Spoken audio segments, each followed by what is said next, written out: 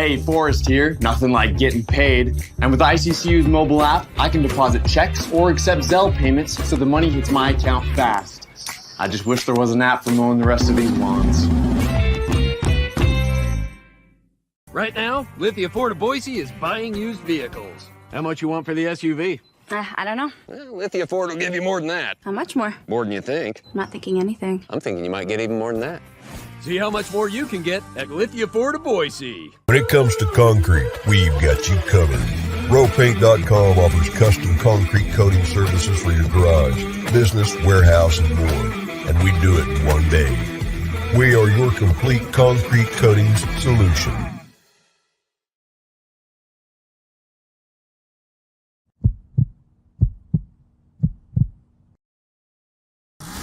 This is Bronco Nation News Live.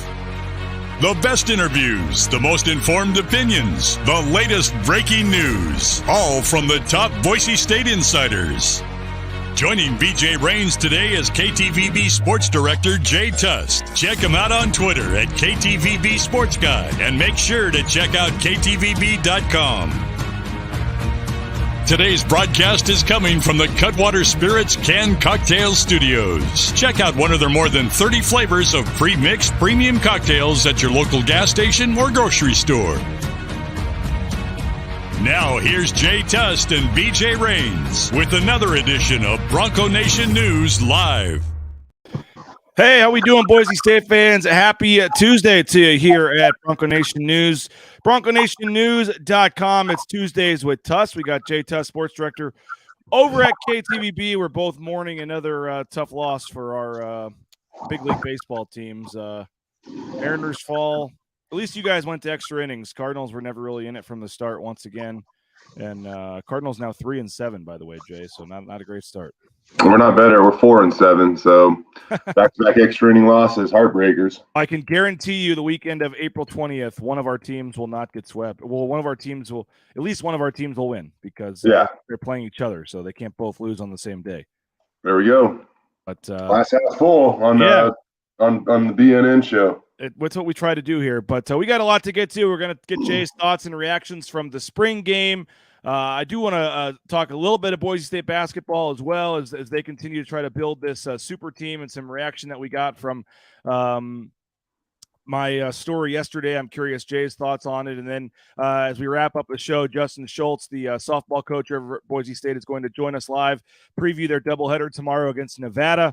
Broncos 7-1 in conference play, and they added that conference tournament this year, Jay. So there's two teams. They only play twice to save the two games. And one of them is Nevada, which will be here for kind of a weird midweek doubleheader tomorrow. And we'll preview it with Coach Schultz. But a little bit of a rough start for them. And obviously played a lot of hard teams earlier in the season. But now that they're in conference play, it looks like the rough start's kind of paying off for them because they're now 7-1 and 3 games up in the league standings. Yeah, and they are absolutely raking right now. I mean, they are one of the best offenses in the entire country. Kelsey Hall, I don't know who's going to contend with her for Mountain West Player of the Year because right now it looks like she's going to try to run away with that award. This team is no joke, and you mentioned they stacked their schedule early with some tough competition. They are absolutely reaping the benefits of it now. And, one thing that, on their version of Selection Sunday last year, they kept them probably on the outside looking in at the NCAA tournament was the fact that their strength of schedule wasn't great.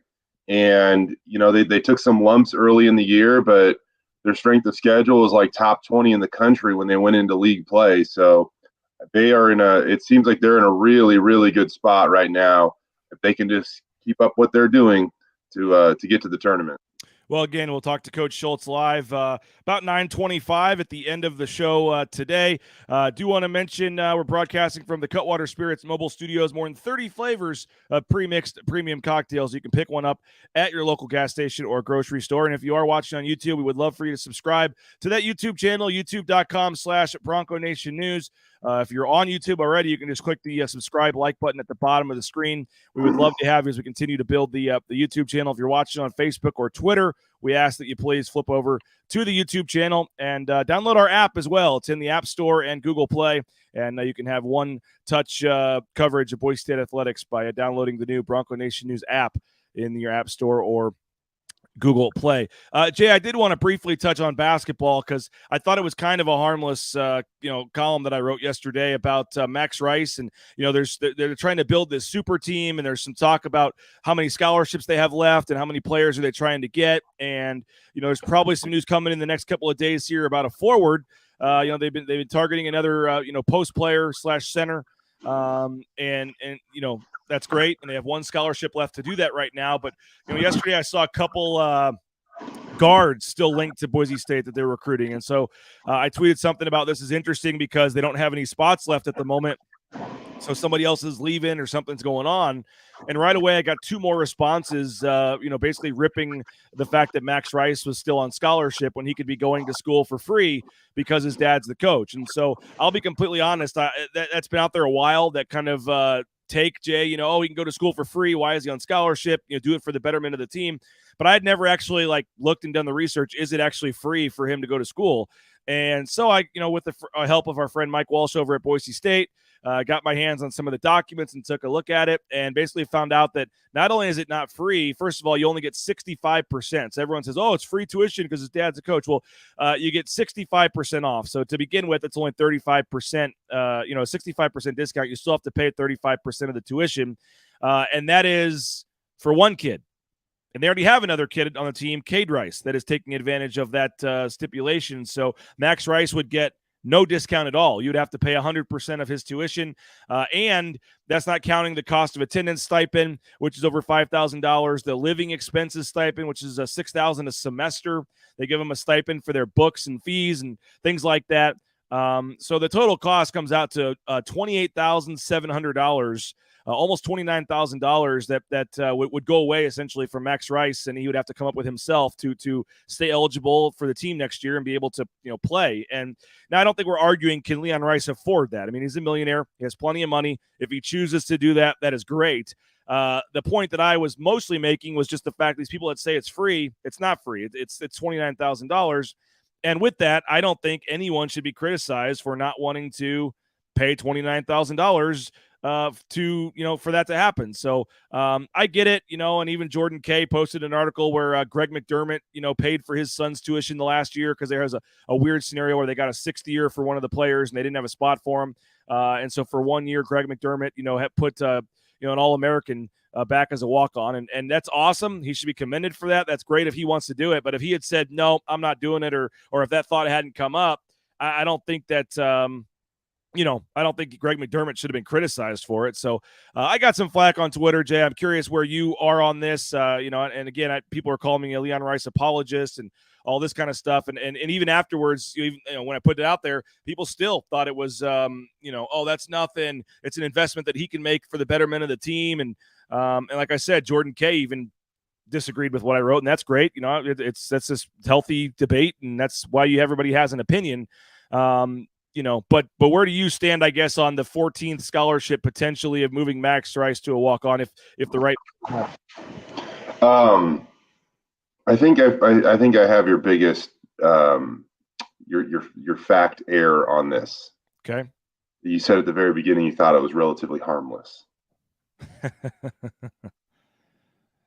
The discussion. Did you really think it was going to be relatively harmless? I guess maybe at the end I took more of a stance. I guess when I started doing the research, the original post was just going to be to say no, it's not free. Here's how much it actually costs. So stop saying that it's going to be free when it's not. And then as I was writing it and thought about it, I was like, and there's no reason why he, do people that say that, can I criticize them for not giving back 3% of their salary to their job? I get it. I guess, and I know some people said, oh, well, if he wins a tournament game, he gets a bigger bonus than what he would pay to, do that. Good for him. That's great. Just because he has if he wants, I'm not saying he shouldn't do it. I'm saying if you have the money, great. That's fine. Go do it. Help it out. It's a unique circumstance for this year. If you think there's a player out there that would be a difference maker for this team, sure, go do it. But for fans that I don't think many of them would do the same thing, whether they say they would or not, to sit there and criticize and say that whether they're selfish or they're not doing what's best for the team and they're making a mistake to not want to essentially pay for another player to come in on scholarship. I just again, if you want to do it, great, but I don't think they should be criticized for not doing it. I guess my take on this is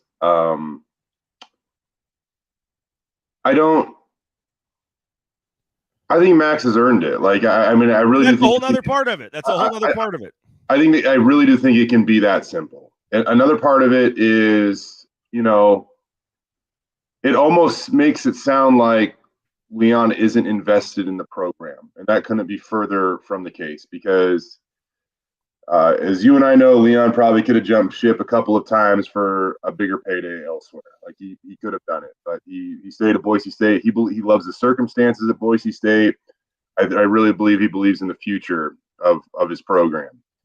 So, and on top of that too, correct me if I'm wrong, but I'm pretty sure that Leon and Robin are both members of are members of the Lyle Smith Society. Yes. Isn't that right?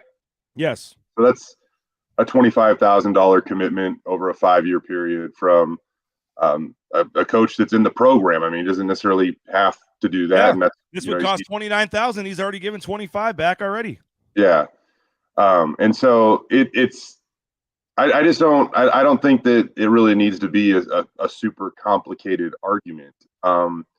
If there was some perfect scenario out there where all of a sudden, Caleb Love says, I'm not going to go to Michigan. I actually want to go to Boise State. Bronny James. What's that? Bronny James. Yeah, I bet you somewhere then they would obviously have a conversation. I would guarantee it.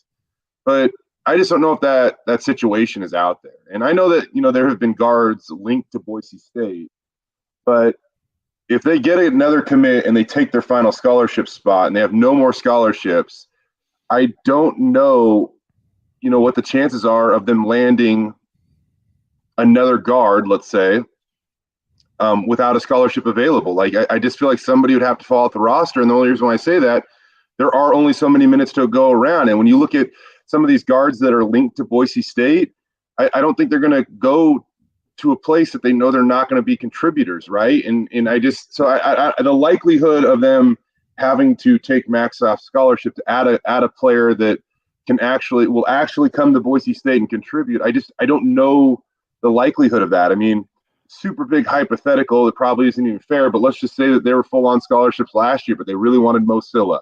So they took what if they took Max off scholarship last year to add Mo Silla, who, barely even played for him? Like, how would that be any more fair than the situation that, you're proposing? So, it's, I don't know. I think that I really do think the conversation can be as simple as Max was an all-conference player. He's earned it. I don't think it needs to be any more complicated than that. If some situation comes up where, like I said, I would assume that if some crazy situation came up where they knew that they could just take the next step as a roster, I would assume that conversation would be had. But that's an extreme situation that I just don't think anybody could predict. So it probably hasn't even been thought about at this point. And I had it in my column. I guess I used the word prestige or something, and some hater, some people got a hold of that phrase or whatever. But there is something about being a scholarship player. And Max Rice started as a walk-on, proved himself, got a scholarship, and just because his dad is a millionaire or has the funds doesn't mean he should all of a sudden have to be a walk-on. He's earned the scholarship, and he's earned the right to be one of the best players in the Mountain West. And so I would assume over the years, BJ,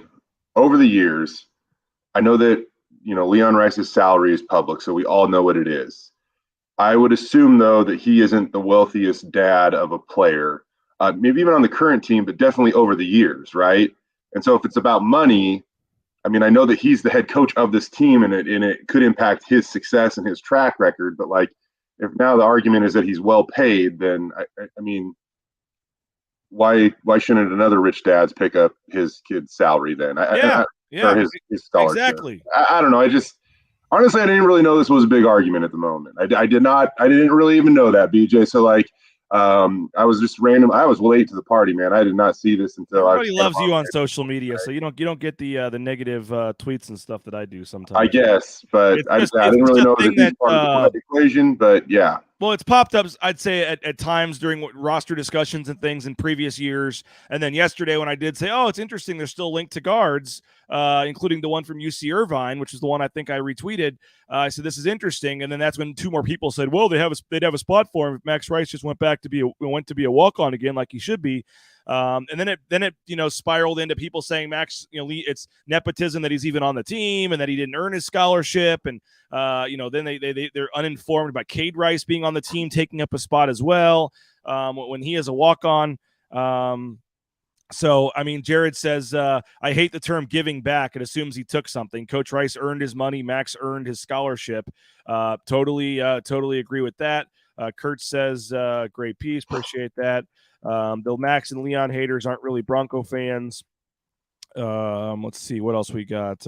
Dayton says you keep it in the back pocket to use if the right player comes along, but it shouldn't be expected. Just my opinion, though. And again, then they got into, coaches' sons, and you can go down the list. I mean, Jim Boeheim's son was on the team, and we know about Alford, and you've had Jim Larinaga and Eddie Sutton, and I mean, it goes on, and Craig Right. Neal. I mean, it's a very common occurrence for a coach's son to be on the team, and I think Max last year, I mean, the dude single-handedly won a game against a team that played in the national championship game. And if anybody is still questioning the validity of Max Rice now in terms of not only being on the team, but his playing time and earning a scholarship, then you haven't been paying attention to the games. Yeah. I mean, there's a great chance Max gets preseason Mountain West Player of the Year votes next year. I mean, somebody out there and that would be a perfectly legitimate argument considering the way that he played, considering the talent that's coming back around the league, considering that, Boise State next year is, I mean, if they're not picked to win the conference, they're definitely top three, probably top two even. Because of the run San Diego State went on and their history, they might get the nod, but it's well warranted. Yeah, well, I wanted to bring it up briefly because I got a lot of stuff on Twitter about it. The main point, like I said, is it's not free. They would have to pay full tuition for Max Rice. And you could argue, hey, he has the money. He can still do it. Money's not the option. Who cares if he has to pay? And if that's your stance, you're entitled to that. That's fine. But at least have the facts correct when you're saying on social media, oh, he's being selfish or whatever, taking a spot when it would be free because his dad's a no. One kid gets the discount, not two, and it's only 65%. And that also does not apply to the other parts of the stipend, which is actually the bigger deal in terms of the cost of attendance and all that kind of stuff. So we'll see what happens with the spot. If a spot opens up, you never know. But I think that they get one more big guy, and I think it's a heck of an offseason here. But, they're always recruiting, and maybe a guy that we're not expecting to leaves, or maybe a spot opens up, and that's why we're recruiting him. But I would not expect Max Rice to go back to walk on so they can add some guy that, as you said, might be a sixth or seventh man on this team. Yep. But we'll see. We'll see moving forward. Hey, ropaint.com, our title sponsor, roepaint.com. They're booking for those concrete coatings, the one-day install. It's 5 times stronger than epoxy. Check them out. Get more information. Book your free appointment to get that estimate at roepaint.com. Lithia Ford of Boise, trade in. They will buy your used vehicle even if you don't buy from them, which is crazy. I don't know why you wouldn't want to do what the Raines family did, purchase a vehicle from them. We're very happy with our F-150. But if you don't want to buy from them, you can head on in, and they will make a cash offer on the spot for your vehicle. View their full inventory of vehicle. Get more information at lithiafordboise.com and Idaho Central Credit Union, ICCU.com, the best in mobile e-branch online banking.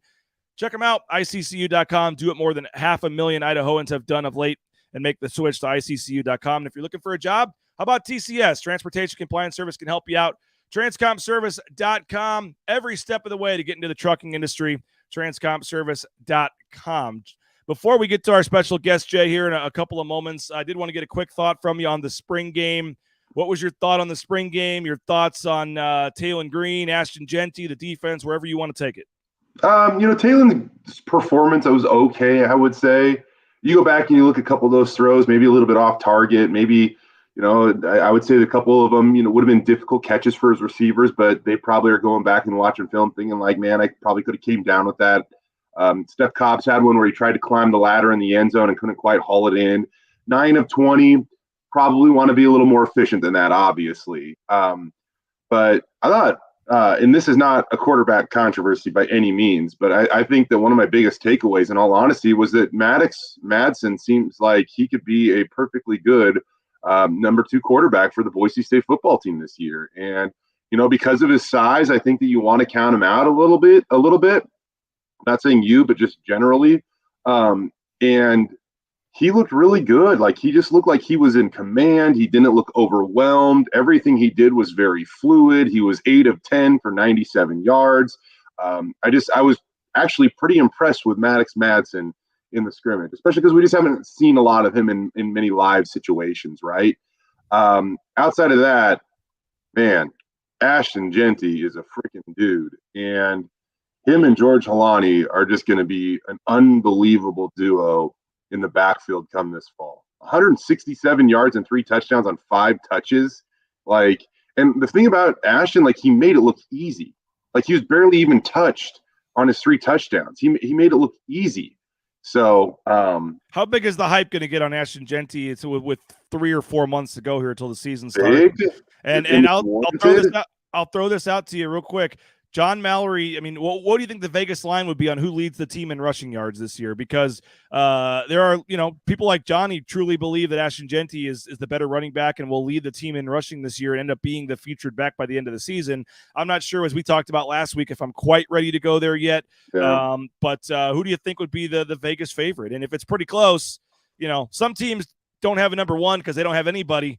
The old saying, if you have 2 quarterbacks, you have none. But, I mean, in this case, you said maybe they could be the 2 preseason All Mountain West running backs. This is a plethora of riches here for Bush Hamden on offense. Yeah, the Broncos, since I've been covering them, have never been in a situation like this in the backfield.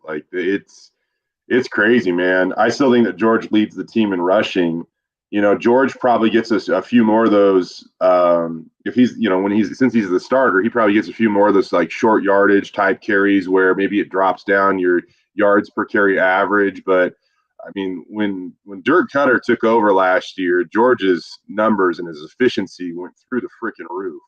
And so I think it's perfectly okay to be intrigued and impressed by Ashton Jeanty, but don't let the newest, shiniest object also, steal all your attention from a guy like George Holani, who can absolutely roll. And if he stays healthy, George Holani is going to have a massive, massive season for this Boise State football team. There's not a doubt in my mind. Well, we'll have all summer to talk football. In May, we'll start our some of our look at some of the key players, some of the key questions. But we'll talk a little more about it on Friday as well. But going to talk a little softball here in just a minute with Coach Justin Schultz. First, want to tell you about Boise Dentistry Co. If you're looking for a new dentist, full family dentistry, Boise Dentistry Co. makes it an enjoyable experience going to the dentist. Dr. Meinert, his staff do a tremendous job. The Raines family happy that we made the switch to Boise Dentistry Co. 906-1255. Check them out online. Find one of their 5 Treasure Valley locations at BoiseDentistryCo.com. You're looking for business insurance, and we got a lot of business owners or folks that work with the business insurance for their business that watch these shows. 229-8222, UnitedCommercialInsurance.com. They can write business policy insurance in 44 states around the country. So pretty much wherever you're watching from, they can help you out. United Commercial Insurance, they make business insurance easy. Check them out, UnitedCommercialInsurance.com. Ridley's Family Markets, they got 13 locations in the state of Idaho. Go download their new app in your smartphone. You go into one of their 13 Idaho locations, you get up to 40% savings using the new Ridley's app. Check them out. Find a location near you at shopridleys.com. You're looking for some new Boise State gear for that softball doubleheader tomorrow? Get out to the Blue and Orange store, theblueandorangestore.com. If you're not in the area, you can get free shipping on any order over $40. If you are in the area, go over to Boise Town Square Mall on the 2nd floor. And 11 to 1 on Saturday, they got a cool event with Talon Green, where Talon Green will be signing some cards and some things at the Blue and Orange store Saturday morning. Check Talon Green's social media for some more information on that. But the Blue and Orange store hosting Talon Green on Saturday. And Bauscher Real Estate, number 1 ranked realtor in the Treasure Valley is Matt Bauscher. Check him out, BauscherRealEstate.com. No home is too big or too small for Matt and his team, BauscherRealEstate.com. And if you're great weather yesterday, starting to warm up a little bit. If you need a golf course, check out Timberstone Golf Course. PlayTimberstone.com. You can book your tee time. You get a private lesson with Tad. Work on your short game and their putting green, chipping area. PlayTimberstone.com. The drive out to Caldwell, worth every second for one of the best public courses in the valley. Check them out. PlayTimberstone.com. Jay, you were talking about potential player of the year candidate. I mean, maybe a potential coach of the year candidate. I can't believe you give love for Justin Schultz on that. I can't believe you went with the New Mexico coach earlier before Justin came on. But in this case, coaches are truly only as good as their players, in my opinion. I would have to agree with that, Jay. I just stand there and smile at third base most days. Dude, BJ, I didn't know Schultz was going to be listening to that comment. Jeez. I told him 9:25. We got to him right at 9:25, but he's been on for about 5 minutes, so I feel bad that we didn't get to him sooner. But we are having a coach on that's been ejected from a game this season. I thought that might be a first as well. Yeah, you know what? Like I said, most days I'm smiling over at third base. 7-1 in conference play, though, Coach. You got the doubleheader against Nevada tomorrow. First time we've had a chance to catch up with you this year. I mean, I know the record, maybe at least to start the season early on, wasn't what you would hope for, or some fans thought it might be. But as we were talking about earlier before you came on at the beginning of the show, you obviously challenged yourself in the non-conference, and that's paying off now with a 7-1 record here in conference play. What's kind of the state of your team at this point? Yeah, I mean, we're rolling with a lot of confidence. I think we set our schedule up early in the year to not necessarily win every single game, but to be battle tested and go through some adversity early on. And we definitely hit that. We played some of the best pitchers in the country. We faced some of the best offenses in the country, but it set us up nicely to start conference and roll through. We got to take care of UNLV at their place and sweep them, which was a big series for us. And UNLV's playing much better softball. Colorado State, another team that's really solid. So to get two really tough teams out of the way and still be at 7-1 has been a good start for us. Justin, this might be a tough question to answer, but when you think of like the premier offense in the, over the last 10 years in college softball, like who is it in your opinion? Yeah, you got to look at Oklahoma for sure when you look at those types of numbers they've been putting up for the past 5 or 6 years. Okay, so the reason why I bring that up is because you look at home runs per game. You guys are averaging 1.81 per game.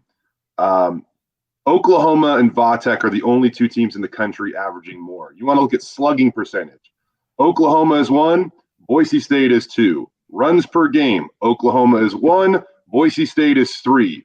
I mean, what is it like to even be in that company right now as you kind of crack a little bit of a grin? Yeah, I mean, it's always an honor. I mean, you look at it, and our first year, I thought we had a really good offensive year. We lost some key pieces in Lawler and Sang, and then it's like, how do you recreate that? And I think the young ones have really stepped up. You look at Mackenzie Hanna going into center field and really being a catalyst for us. Autumn Bennett having a huge senior year right now. It's been a total team effort, but I attribute it to our players. They bust their butt every single day in practice, and we'll give a little credit to some elevation too. It's always nice playing in New Mexico and here at Boise, getting our home games going, but it's been a fun ride so far. We just got to keep it rolling with Nevada tomorrow. And I was going to say, so maybe that home run that Hutchins bounced off the fence, maybe that hits off the wall, if you're not at that type of elevation, last week in New Mexico. Yeah. I don't know whether to give you credit for motivating her or if you missed something early in the season, but Kelsey Hall, who was like phenomenal for you last year, got off to a really slow start this year. 2 for 19, was kind of in and out of the starting lineup. And ever since that 2 for 19 start, she is hitting 670. And no, that is not a typo. I mean, to be 20 for her last 29 with 7 bombs, she's slugging like 1,200 or something in this stretch. What happened with her and how dialed in is she right now? I mean, have you ever seen a player do what she's doing over these last 2-3 weeks?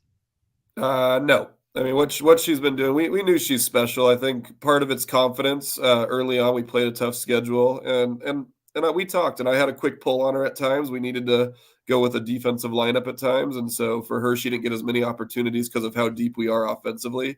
But she worked hard, and when she got back in the lineup, she's shown why she shouldn't leave the lineup for the rest of the year. And so now what she's doing has been very, very impressive. And so I told somebody the other day, I think the idiot right in the lineup probably cost her a few home runs here and there.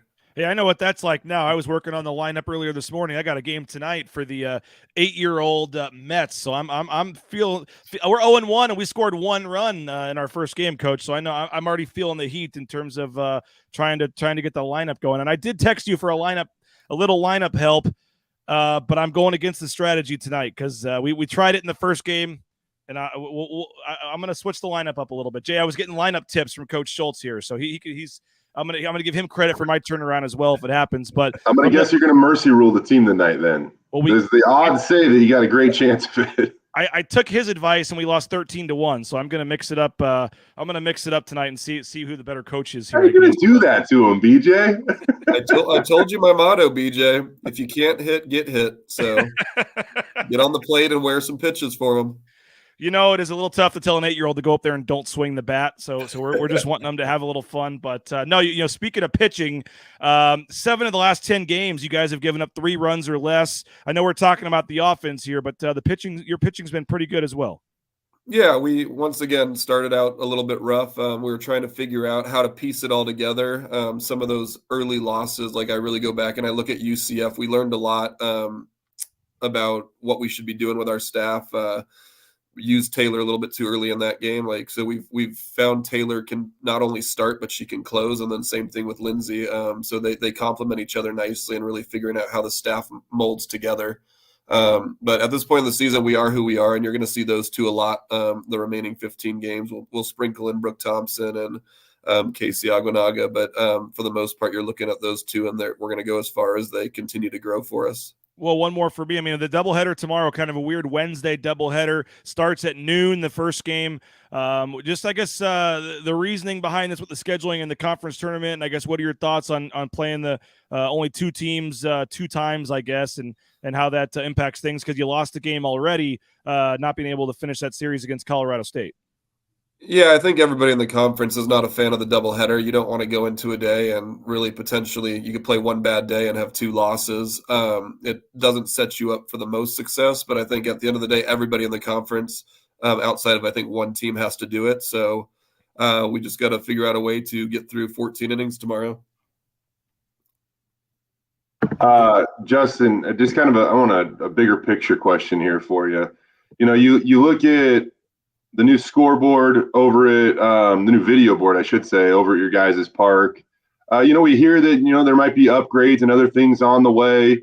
You look at your roster, you're relatively young. I mean, you're going to have some of these players around for a little while. A shout out to a local gal named Sydney Groves, who's, I mean, as a true freshman, she might be the best player to ever come here, but we'll talk about that another day.